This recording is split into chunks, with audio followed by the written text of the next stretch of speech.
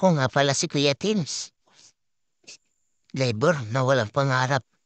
Pero katulad ng iba, gusto kong sumahod sa social media.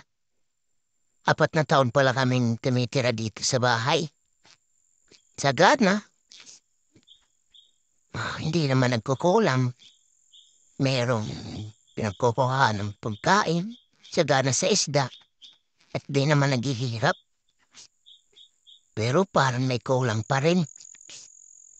Kaya, nagdesisyon kaming umuwi. Papuntang Bicol.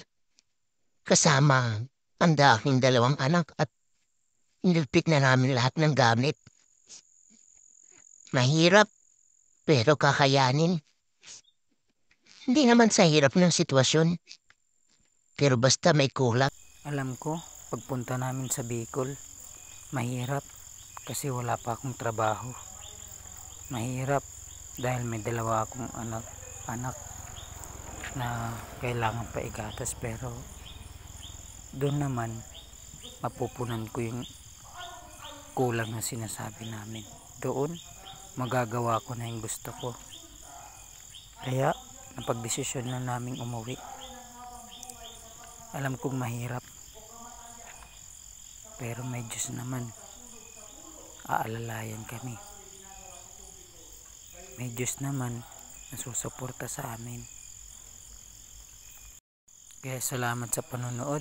Kung tinampos mo tong video na to, i-like mo na din at mag-follow ka na sa akin. Malaking tulong na po yun para sa page natin. Taga Bicol pala yung asawa ko.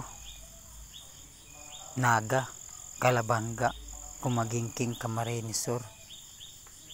Kaya nagpapasalamat ako dahil tinapos mo tong video.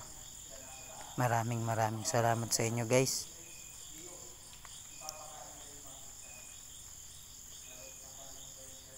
Alas 3. Tapos siniram niya yung cellphone mo. Sabi nga,